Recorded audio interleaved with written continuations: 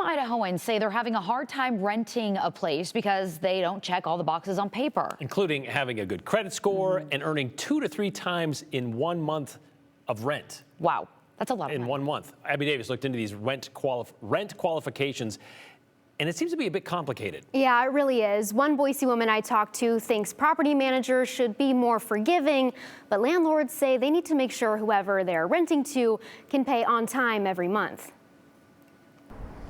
Yeah, this is them going to school.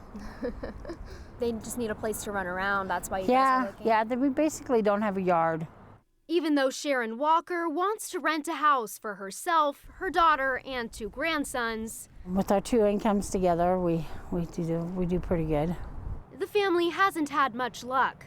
Mainly because Walker says landlords and rental companies are too strict about who they accept. We're finding it difficult because they want money, money, money, and they want you to have high scores on your credit. A majority of places require 3 times the rent in income, and you may be able to sustainably live in a place and pay the rent, but you don't make 3 times that.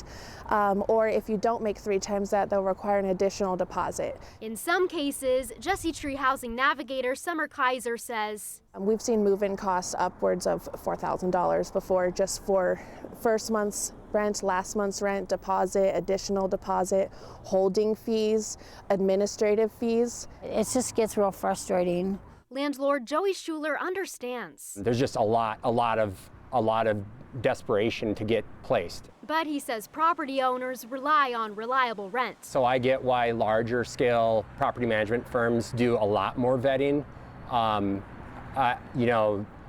I have more at risk in terms of, like, if 1 property out of 2 isn't paying rent, I'm in a very desperate situation. Schuler says he likes to get to know potential renters more than just their financial situation. So I think that's a big part of this, is just, finding the right scenario and being open to those differences, but also ensuring that, I can pay my mortgage. We're hopeful, talking to the landlords, talking to the people, and just giving them our story and just hoping that they'll give us a chance.